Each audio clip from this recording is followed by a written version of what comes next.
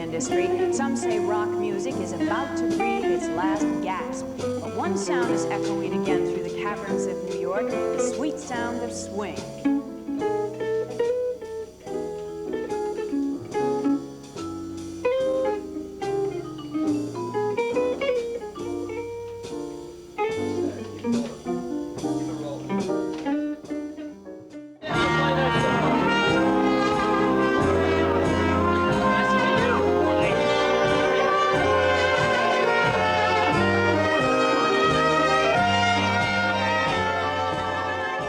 I first met Lynn around 1978. I had been studying down on Broadway on 78th Street with John Castellano.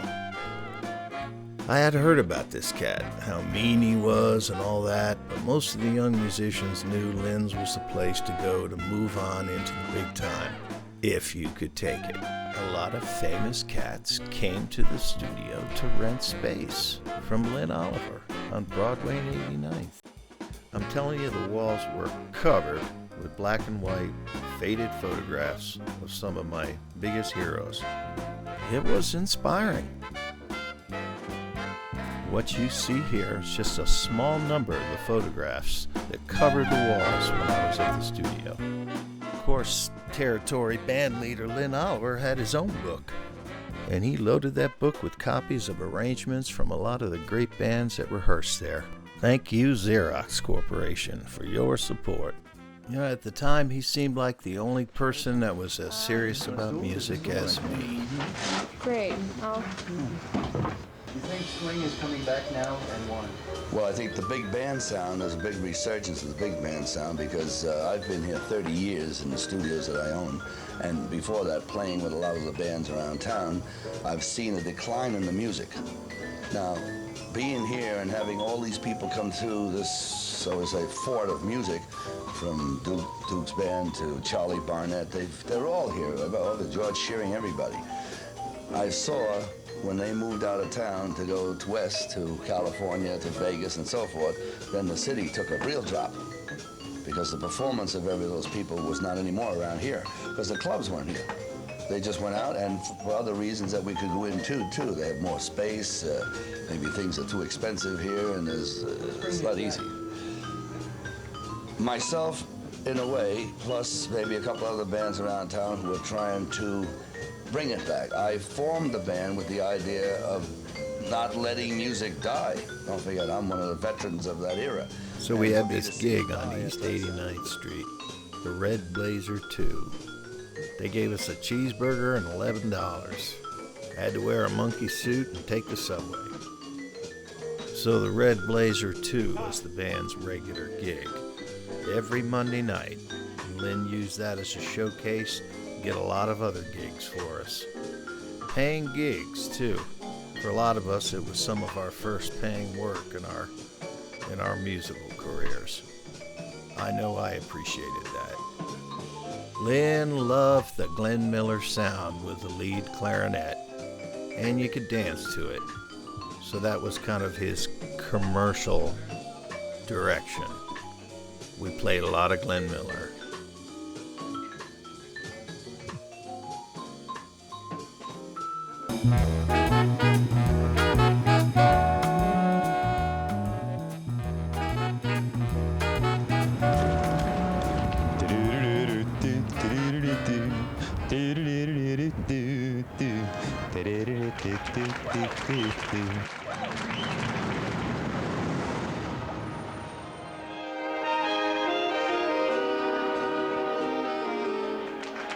Myself, in a way, plus maybe a couple other bands around town who are trying to bring it back. I formed the band with the idea of not letting music die. Don't forget, I'm one of the veterans of that era. And for me to see it die after I sat in Meadowbrook and Rusty Cabin is terrible. It's a sin, shall we say, you know what I mean? But in the meantime, putting the band together, we were able to open up with that Red Blazer, and that was a place to show the band, and we've been there over 3 years.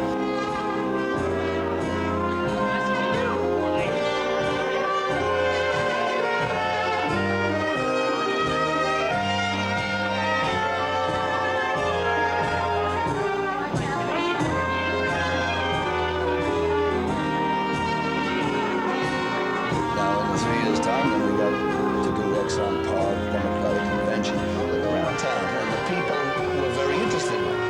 It's how you present anything. If you let it die and you don't have people who are leaders to come up in front and tell the public about it, then it's going to stay dead. And not only that, but when you're a leader, you also have to be an ambassador. And you can't just cut yourself off from the people either. I talk to people sometimes in the club, take a minute or two to tell who was in the band, not this band, but in that band, that the record we're playing, whether it's Butch Stone has been with Les Brown's band since I was a pup, or whether it's other people who have been in the band a long time. Some of the people come up to me and say, "Gee, that's terrific. I enjoy what you're telling me," because maybe their hobby is this type of thing, and they like to know Frankie Carlson was a left-handed drummer with the Woody Herman Band on Golden Wedding.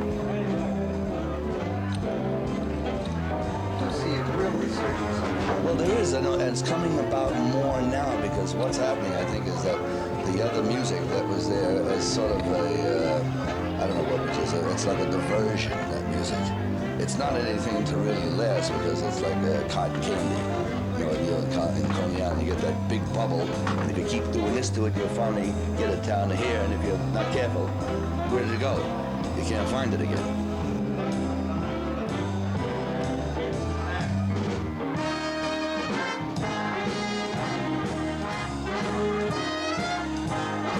That music is dying out, and then the people are coming back to this because the older people stay with it. The younger people never heard it. So when they hear it, Jesus, all these people playing, and they hear sounds like that, it's a little more organized, it has more talent involved with each individual, and now they're growing up also.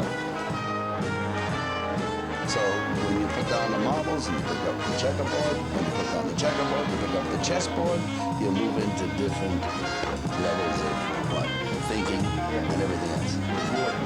Exactly, and now the kids are not kids anymore, they're grown people, and they're starting to move into the clothes of their parents and the responsibilities.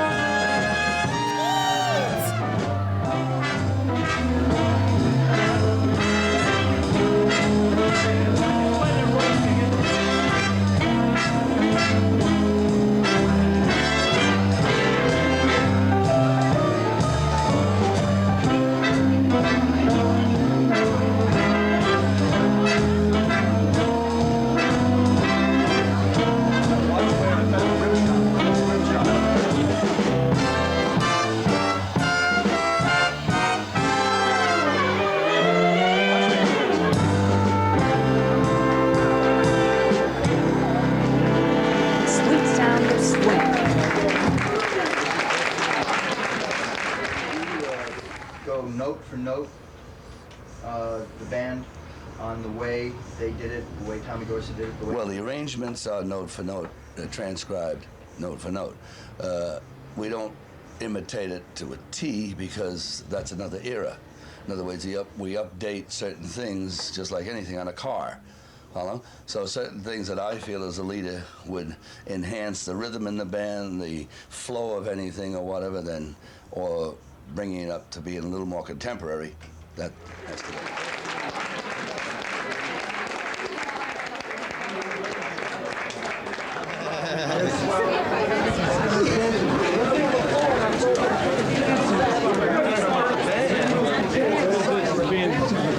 Sometime next week, I think. For what? For where? Okay.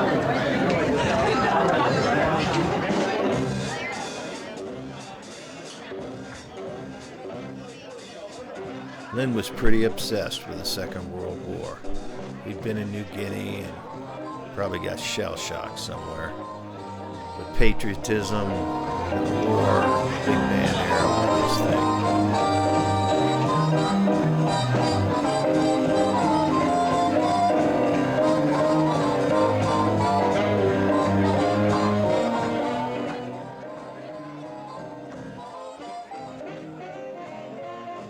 It was fantastic music, no doubt about it, but nothing related to contemporary tastes.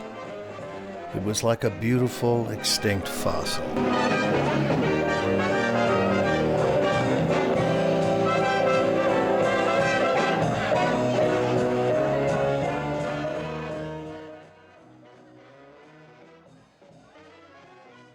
Yeah, Lynn did a little bit of everything. He sang, he played the trombone, he led the band. He'd been a big band drummer. He arranged. And he screamed and yelled a lot. Was always mad at the band on the bandstand because the time was never quite right for him. And it was all about time.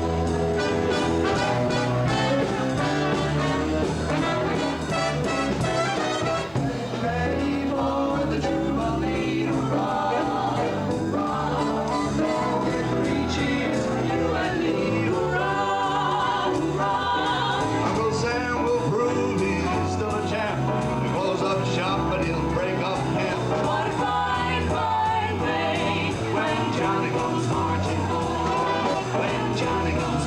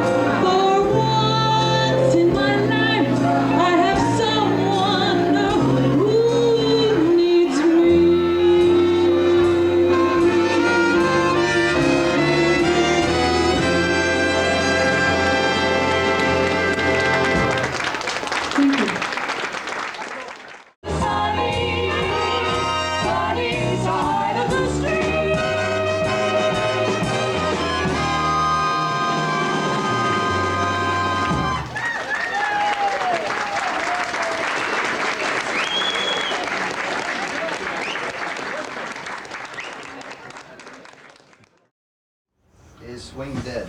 Is swing dead? Not really.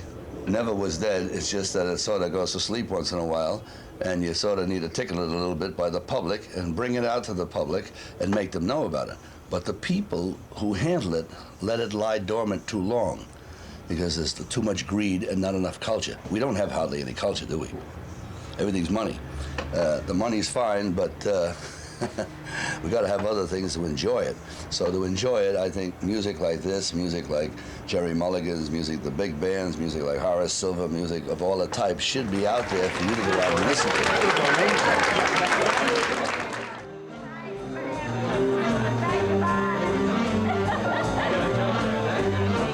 And so another Monday night passed. Another cheeseburger. Another $11. Hopefully I wouldn't have to get my tux dry cleaned that week.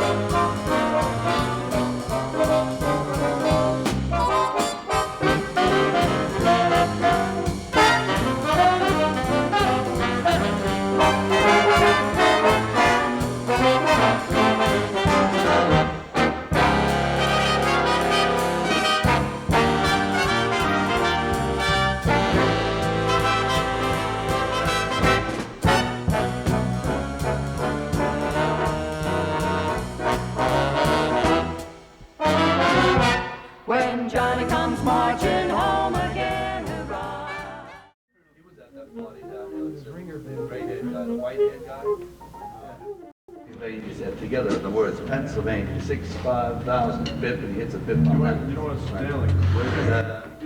Well, I don't think it is necessary. You think that they should stand like we do at the Blaze? This is Broadway. You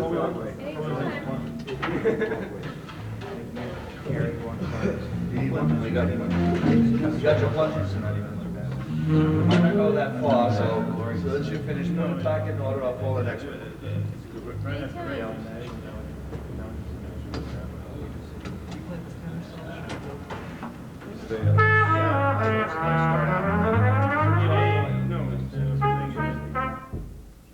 All right, here we go.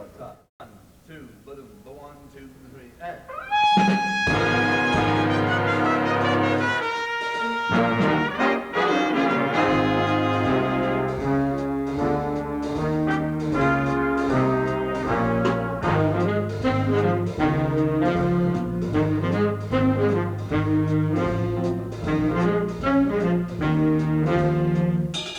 Pennsylvania 6, 5,000.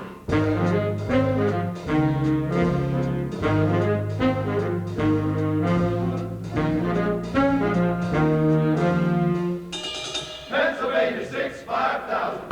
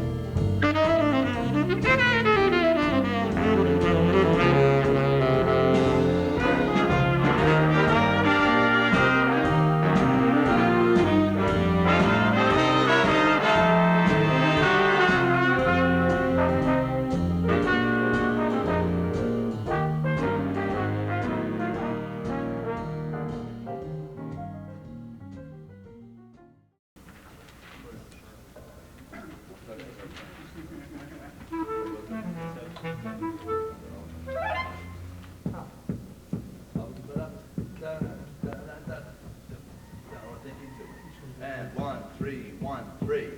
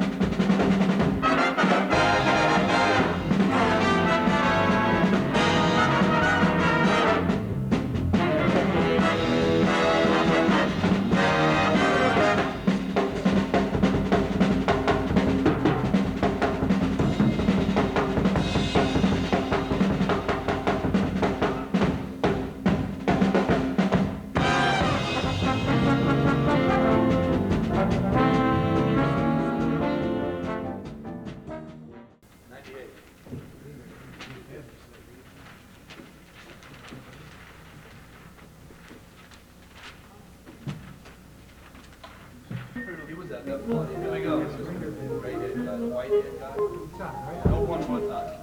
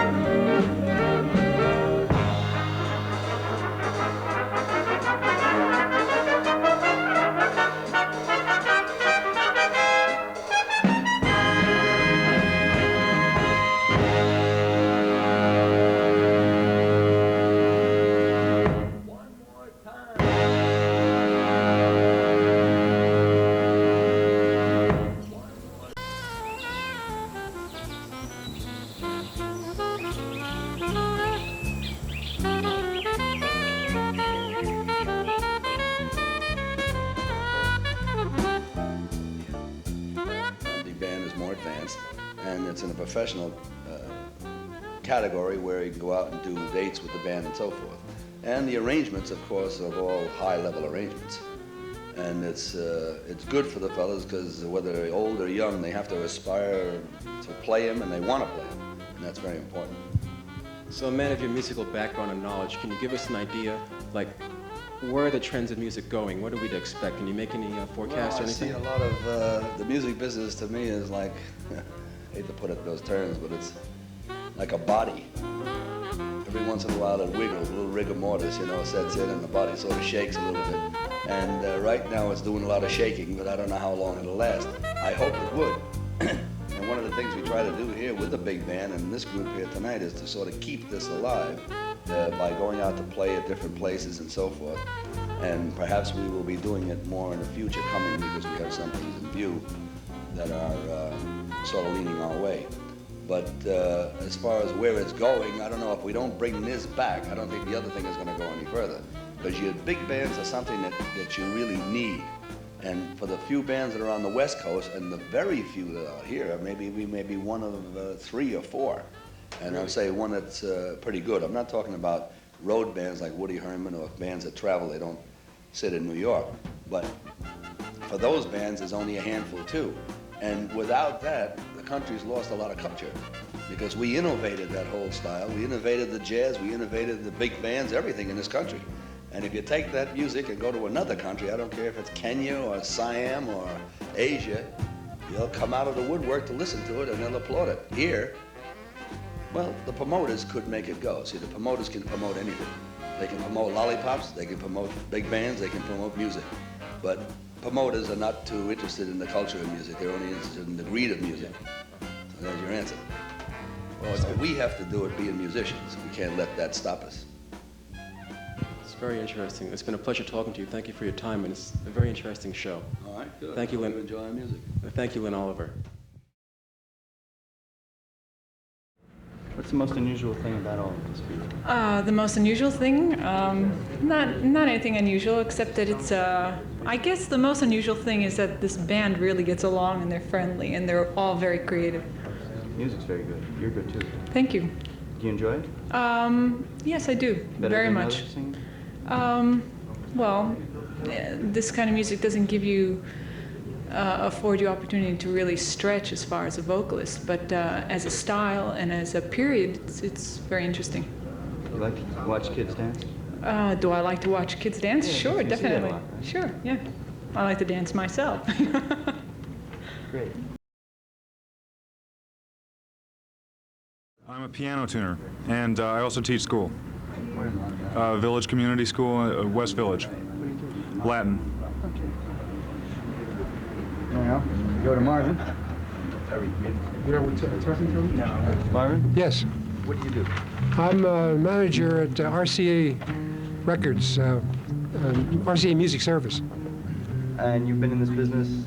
About 40 years, and I teach up at Lynn's. I teach young fellas how to do this, and I play a lot. Is it dead? Swing? No, I think it's just beginning. I think that if you look around the room and see the relative age of the people in this band, you'll see that it's a thing which young people are beginning to get very adept at and very interested in. And it's something which I, for one, am very happy to maintain, keep a tradition which is worth keeping. Probably if there's any good music, it started with this stuff, and I'm glad to see these people involved in it and happy with it. How about the colleges you play for? Sure, colleges are, especially the New York colleges, and if you check with the bands that are around, you'll find that there's a tremendous demand for prom, since they're going back to touch dancing. My senior prom at Temple University, we had Jimmy Dorsey with Helen O'Connell.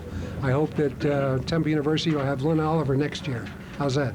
Terrific. Okay. All right, now I have Mike Miller, right? Right. Okay, well, I'm a teacher mainly, and I play this type of music. I play it because I enjoy it, and I think it's the greatest music going. What do you do other than play music? I teach. Where? I teach on my own and occasionally in the school system. Great, thank you. You know, the drummer has to have a break every now and then. He's the only guy in the band that plays all the time in this kind of music. These guys over here, they can sit around, take a solo, go to sleep for a couple measures, come back, pick it up again. But it's the drummer. That's right. That's right. That is backbone of the band. Guy's got to be on the case. 24 hours a day, 7 days a week. How come you're excited now and you look so dull usually? Well, I spend a lot of time at the local bar, you know. That's not true. Got any other good ones? What do you do outside of this? I play all the time, full-time musician. What other music do you play? Rock and roll. Big band, small band jazz, anything. Reggae music, all kinds of music. What do you like Because best? I like everything. Yeah. Anything that's done well and has a creativity and expertise, I like it. What's your favorite song of all of the ones that you play? Out of this kind of music? You may not have one. I guess I don't. There's a lot of tunes, it's very hard to select one that I would call my favorite. I just try to come up here and learn as much as I can and play all the different charts that Lynn has, different bands. You know, it's just a matter of trying to keep your ears open and learn as much, because I wasn't around either when this music was at its height. When I started becoming involved in playing jazz when I was about 12 or 13, out of just listening to the radio, and became interested in the drummer's viewpoint, you know, because I'm a drummer, and I started to listen to people like Buddy Rich and Gene Krupa, and I got very enthusiastic about those men as players, and it led me farther down the road to listen to more jazz music, big band music, and Drummer's got more of an opportunity in jazz than he does in a lot of other music forms, doesn't he? It's a wonderful music to play because there's so much rhythm going on. It's music with a beat, and it gives you a real good feeling to be the focal point or the rhythmic focal point of a big band. You have to sort of tie everything together and hold the whole band together. And that's the responsibility of the drummer. And it's challenging to be able to be in that position, grow musically a lot. It's good. You do a good job. Tell me what you do, Ann. Well, I'm a mother foremost, and my children are growing up quickly, but they need me a bit, so I'm around for them. How old and they're 14 and 12. What do they think of this music? Frankly, I don't think they're altogether aware of it. They're very much into rock and roll. Does that disappoint you? A little bit. Yeah, they listen to some classical music, actually, so, you know, they have a little variety, yeah. So you think you're going to get them interested in this eventually? These two guys here got their start really because their father played. They've been to the Blazer, and so they've heard me work in the band, but they don't seem to be, you know, very interested in the music per se. How interested are you in their music? I don't really listen to a lot of it, so I'm not really very interested in it. You've seen this coming back, this music coming back, obviously. I don't really know whether it's coming back or not. It seems to be around a bit, and I know it's around in the colleges. You know, I hope so because I like it and I think it's good stuff. You know, and I like big bands, big jazz bands, and they're around. You know, so the more of it, the better. Thank you. Yeah. Well, I'll tell you what do you do outside of this? I play in a lot of other groups and I teach also. What do you teach? I teach young kids usually, mostly. What got you interested in it? I started coming up here about 10 years ago, so I've been studying with Lynn off and on for the last 10 years. And I enjoy other musics, but I like this music a lot. And it's one way to learn it. It's the best way to learn things is to get involved with it. And you can learn it by playing it. You hear it much better. Why are people coming back to it now? I think a lot of people like this kind of music for the wrong reasons. They like it because they can dress up and go 40s, you know, and not for the music itself so much, for the attitude and the ambience. Dancing? Yeah, dancing and just going out and dressing up as opposed to like the rock thing of the 70s. People getting closer these days? Some people, yeah. Great. You. Me. You. See, if you would have told me that... Why would I tell you that? If you would have told me that you were in TV, I might have been a little bit more polite to you Monday night. What makes you think you weren't? I don't know. I put on my Steve Fitzko acts. I dabble in psychological surgery. Yeah. You won. I like to fool around with people. Steve, what do you do outside of music? Well, I play at the studio a couple times a week and do club dates on the weekend, and I have a part-time job as a clothing salesman. And just try to practice and play and enjoy music. You look like you really enjoy it up there. I was having a good time Monday night. There was I was getting feedback from the audience, so might as well get into it, might as well enjoy it if you're going to do it. Yeah. You're not playing, you're playing colleges, so have you been playing some college dates? No, we don't do college dates. Basically, at the Blazer, and during the summer, we play in the park and things like that. And I personally, I do a lot of weddings and proms and things like that. But the music's fun to play. Yeah. That's what I got to do. Yeah, I'm Scott. All right. What do you do outside of here? Well, I freelance. I work a lot with Latin bands. And I went to Manhattan School of Music too, but at the time the jazz department was bigger than now. Why is that? I don't know what happened. They changed the curriculum, and there was more going on when I was there. You think it's a mistake? Well, for someone who's into this music and wants to go to school there, it is. You know. But when I was there, it was pretty good. And Rusty Diedrich led the band. And, you know, I met some good musicians through there. You enjoy this music, playing it? Oh, sure, yeah. It goes back a long way with me. Because my father, he used to play some, and, you know, I heard the records when I was young. but I enjoy it. I wish I could play more of it, you know, as a living, rather than just Latin music, but I enjoy Latin music too. Good, thank you. What do I do other than is the first question? Yeah. I do this all the time. Not this band, but music all the time. Can you make a living now? I have been for a while. What does that say about this music? About this type of music? You don't play this type no, of I'm not music making a complete living out of this type of music, but in music, all the different types of music. Do you think you'll be able to eventually? Is that a possibility? I think the only way you can do it now is to go on the road with one of the bands that are left. You know, to go out with one of the road bands. The only way to get a weekly salary. How'd you get started in this? You weren't alive when this stuff was.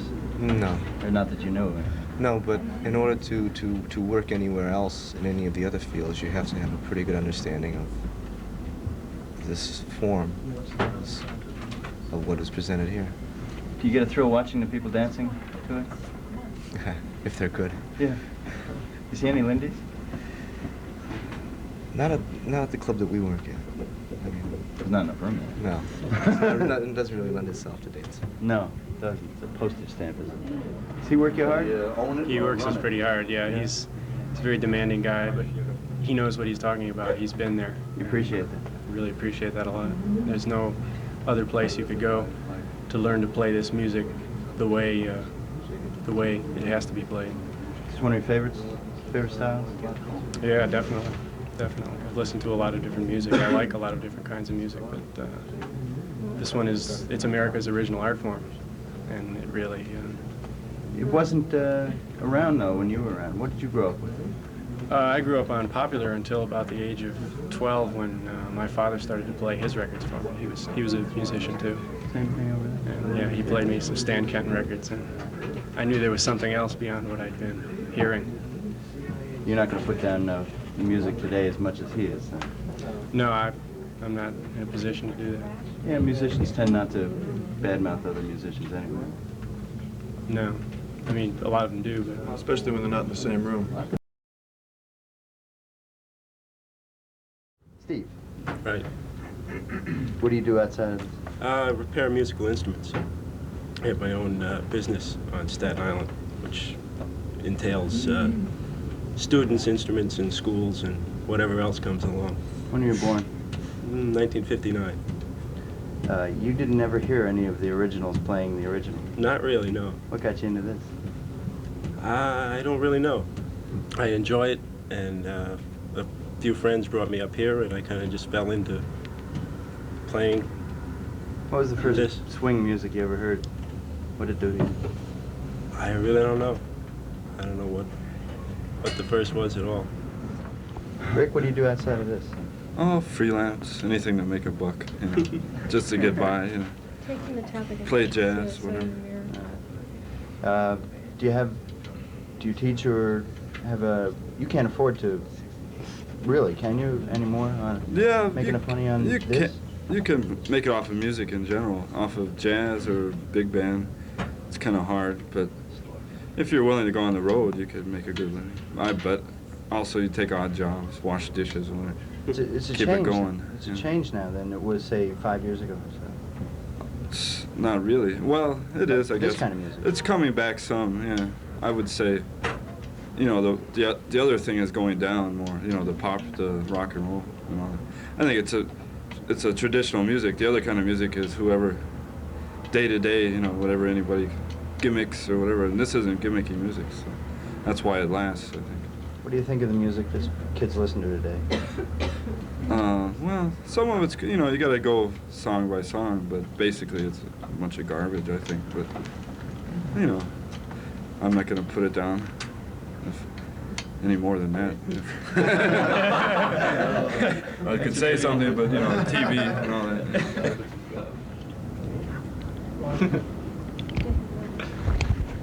What do you do outside here? I just got out of my high school of music, so I'm basically freelancing and playing in a whole bunch of different bands. Just made my first record in November, not as a featured artist, but as a sideman. What do the kids at the Manhattan School of Music think of this music? Manhattan is mainly an opera-oriented school, so this has no place in that school. What do the kids think of it? Well, it's a lot of people like it to dance to. I think anything that people can dance to, they'll enjoy somewhat. You know, they may not go home and listen to these records all night long and transcribe solos, but it has its place for sure. Do you dance to it? No, I'm usually playing it.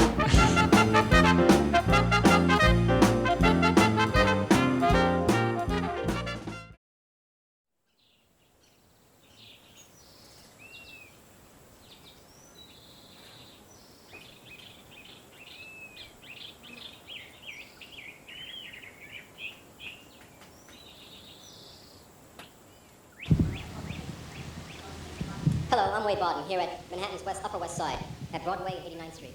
A typical busy street.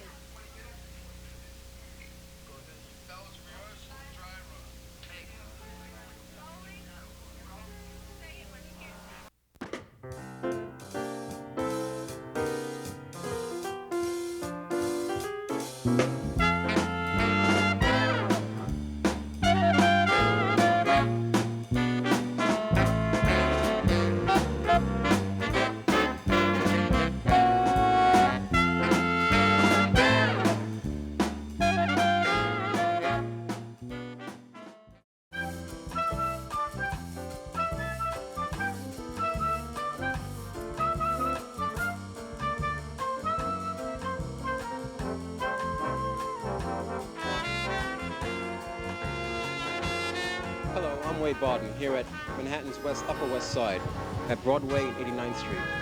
A typical busy street in this busy city. But there's even more activity going on right upstairs above the theater here. Musicians busy with their instruments, practicing, rehearsing, and learning in a unique jazz workshop under the professional guidance of the workshop's creator, Lynn Oliver, a man involved for music for almost 40 years.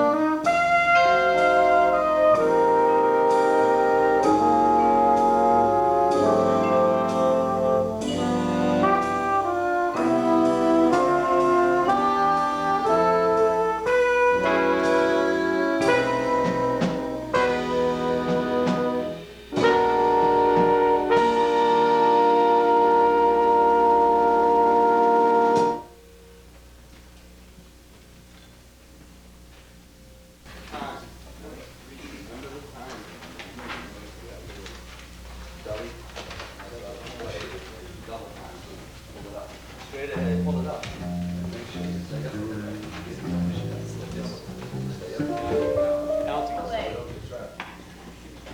Stay right here, yeah. Any better? For tempo. I'll set it.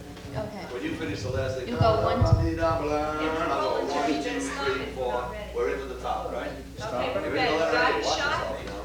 Good? Okay.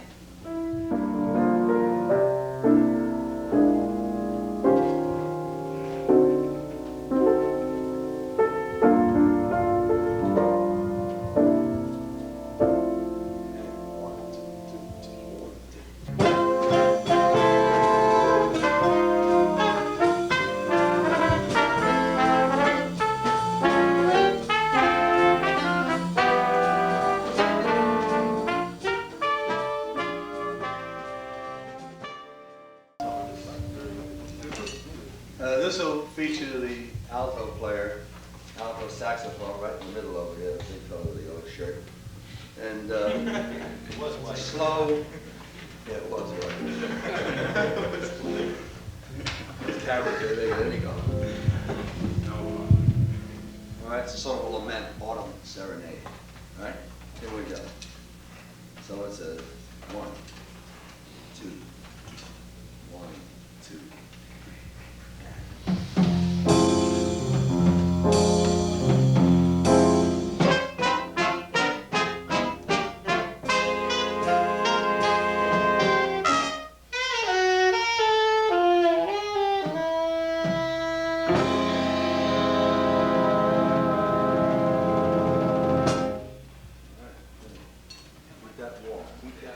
Metamorphosis, right?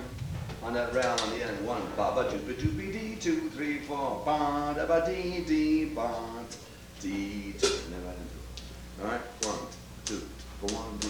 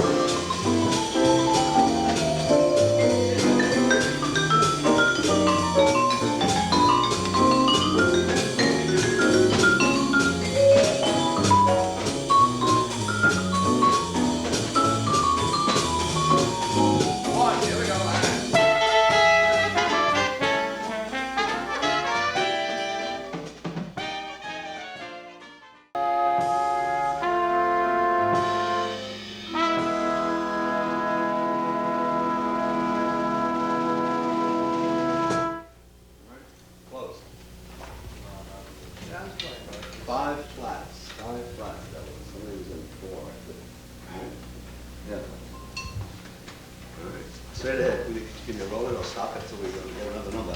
Gotta get the next number.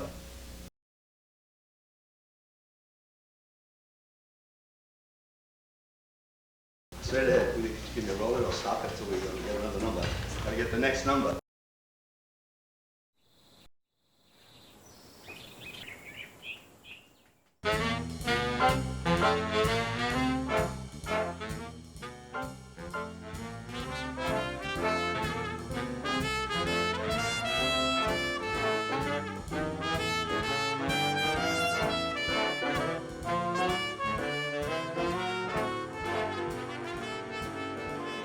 Started a couple of years ago, and now it's really taking off. Swing bands are being invited back to colleges, and even touch dancing is back. One man watching this resurgence is swing disc jockey Danny Stiles. Danny, what do you say to people who say, swing jazz is dead? Oh, well, I tell them they're absolutely wrong, because it's never been more exciting than it is right now. Here at the Red Blazer 2 restaurant, we're celebrating 5 years of big bands, and it's more exciting now than it was when we first started back in the old days. And that's, I say old days, I mean 5 years ago, when I first spoke to Dennis Carey about bringing big bands back to New York City. Why is it catching on again? Well, I think the kids are beginning to like it. Before it was strictly adults. It was nostalgia only. Now young kids, 18, 20, and 25, pack into the Red Blazer 2. It's fabulous. And I think that, well, in the last 3 years, there are now 6 radio stations playing big band swing. Originally, I was doing it myself on WVNJ. If you could just talk in general terms about why the resurgence in swing jazz, and why do the young people come now to hear it? I think that the press is more interested in it now than it was 10 or 12 years ago. When I first started playing big band swing, there was a great deal of interest amongst old-timers, but the kids had no idea who Glenn Miller was, or Jimmy Lunsford, or Benny Goodman, Artie Shaw, any of the swing bands. But with the excitement that's been created because of people like yourself, video, interest, and the press, it's really having a resurgence, bigger than ever. Could it be a rejection on the part of the young people of this punk rock type movement and the junky kind of music you're hearing on the pop radio stations? Yes. Uncle Sam will prove he's still the champ. What brings you here to listen to a thing of the past like this?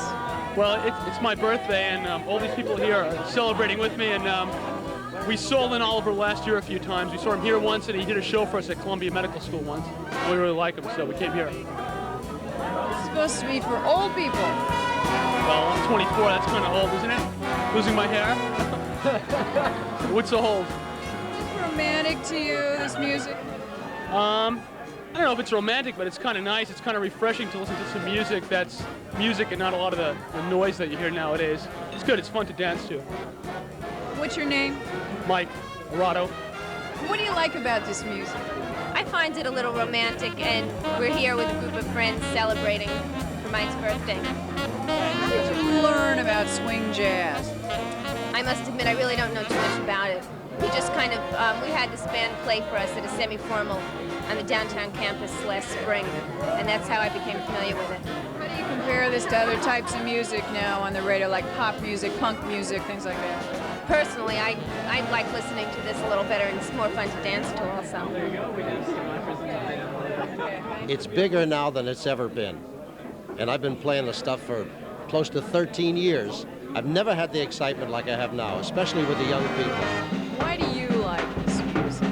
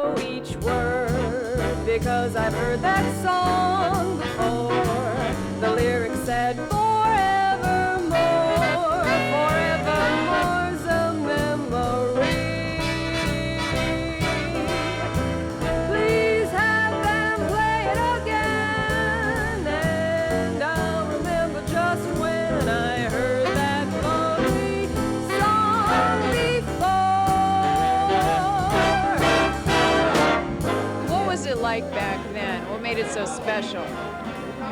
Like Glenn Miller, that Tommy Dorsey. Well, it was very romantic. You walked into a Sunday afternoon dance, say at the high school or the local church, or wherever it was. Your club had a dance, and you came in and they played Moonlight Serenade, and you grabbed your girlfriend and started to dance. She had her bobby socks on, the saddle shoes, and the pleated skirts, and the sloppy Joe Angora sweater. And the boys used to dance close, and they did the foxtrot. It was just a romantic period. I loved it. I couldn't wait for a Sunday dance. Maybe this means romance is coming back again. I think so. I think so. The dancing is so beautiful. The foxtrot, the Peabody, and the Lindy Hop, they're great. And more young people are beginning to do it. So do you think this is going to get even bigger and bigger now as the years go by? I certainly do. I think it's a great American art form. It's a piece of American musical culture, and we've influenced the whole world with it. In the 30s and 40s, the biggest problem the Nazis had was that the German soldiers loved the Glenn Miller music. So I have records of Glenn Miller in London on shortwave playing for the German troops and the occupied people in France. Glenn Miller records. Universal themes and appeals to everybody. Yes, it does. It does. Swing bands are here to stay.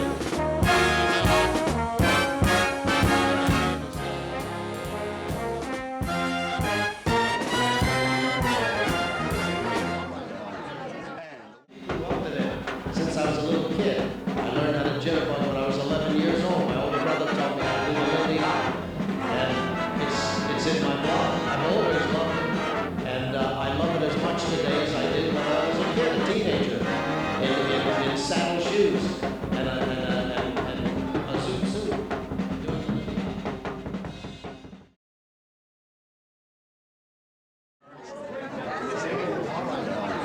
And the 1, 2, ba-doom, 1, 2, 3.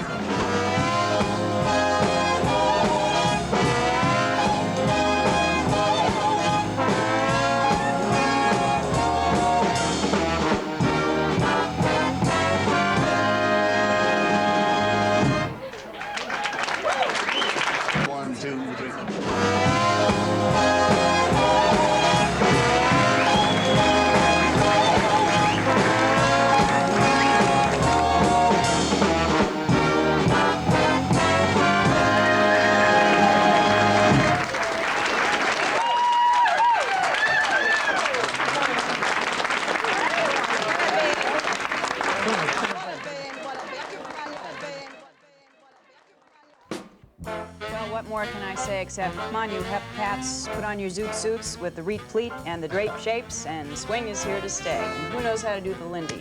Anybody? Oh, I could probably work my way through it, although I'm sure that if what I didn't know, Jim Jensen would teach me, you know, from 6. Listen, you know, with all those folks in the band, that's got to cost a lot of money to get into places like that. Back in 1939, believe it or not, Glenn Miller played in Westchester at the Glen Island Casino, and he had 16 people in the band, 2 vocalists plus himself. They got $200 for one night, and that was big bread, as they call it. So, Okay, what do they get now? union scale, whatever that is, yeah. When we get back, the big W.